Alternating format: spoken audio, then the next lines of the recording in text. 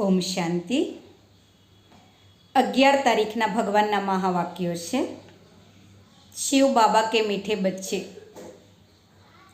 शिव बाबा की याद के साथ साथ ज्ञान धन से संपन्न बनो, ज्ञानी बनो। बुद्धि में सारा ज्ञान घूमता रहे, जो कुछ सुनते हैं वो याद रहना चाहिए। अपार खुशी रहे। सृष्टि चक्र के ज्ञान से तुम चक्रवर्ती राजा बनेंगे। जितना जितना ज्ञान का चिंतन करेंगे उतना हमारा चरित्र श्रेष्ठ बनेगा। प्रश्न, किन बच्चों को मनुष्य की प्रीत, ऐसी कैसी कौन सी आत्माएं हैं जिनकी प्रीत बाबा से नहीं जुट सकती? शिव बाबा कहते हैं, जो इस पुरानी दुनिया की संग में पड़े रहते हैं, विकार वासना युक्त जीवन जिनका है, वो कभी परमात्मा को प्यार नहीं कर सकते, याद नहीं कर सकते। तुम बच्चों ने बाबा को पहचाना, इसीलिए तुम्हारी बाप से प्रीत है।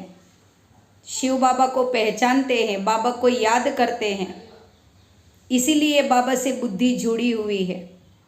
नहीं तो बाबा कहते जो विकार व्यसन में पड़े रहते हैं उन्हें शिव बाबा की याद नहीं रह सकती। प्रश्न, किसी सतयुग में आने का हुक्म नहीं है? शिव बाबा कहते शिव बाबा को भी सतयुग में आने का हुक्म नहीं,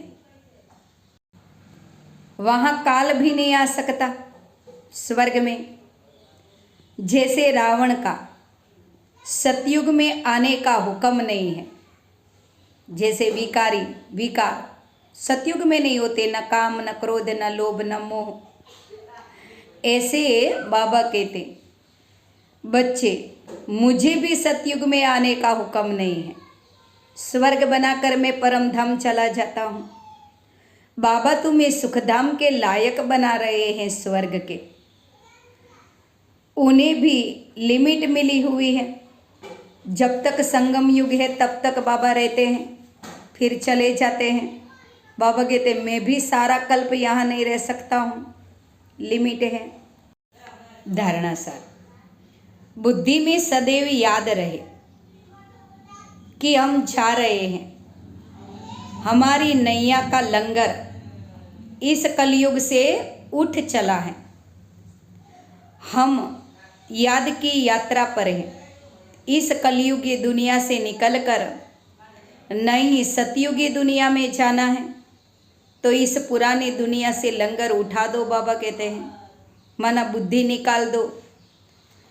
किसी भी बड़े आदमी के सामने निर्भय होकर बात करनी है, क्योंकि हम जो बाबा का संदेश सुना रहे हैं वह सत्य है। स्वयं परमात्मा शिव ने हमें ज्ञान दिया है, तो कोई डरने की बात नहीं है। निर्भय होके ज्ञान दो। देह अभिमान में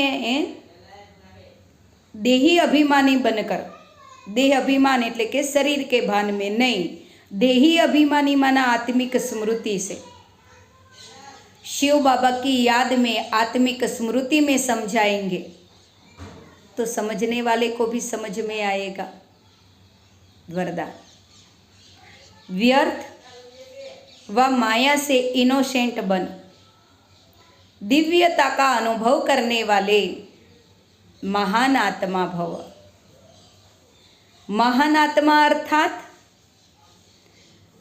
सेंट उसे कहेंगे जो व्यर्थ व माया से इनोसेंट हैं, न व्यर्थ में पड़ते न विकारी माया में पड़ते हैं।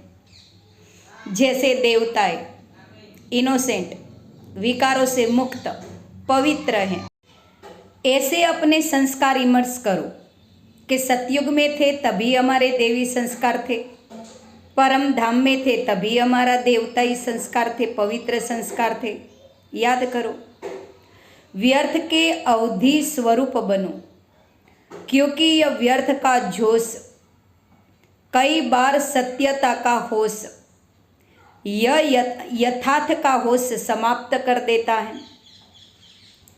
इसीलिए समय, श्वास, बोल, कर्म सब में व्यर्थ से मुक्त बनना है। जब व्यर्थ समाप्त होगा तभी आत्मा में दिव्यता आएगी और तभी महान आत्मा का अनुभव कर सकेंगे। फर्स्ट डिवीजन में आना है, बाबा कहते हैं स्लोगन में, तो ब्रह्मा बाप के कदम पर कदम रखो। माना ब्रह्मा बाबा जैसा कर्म करते थे ऐसा कर्म हमें करना है, तभी हम फर्स्ट डिवीजन माना सतयुग में आ सकेंगे।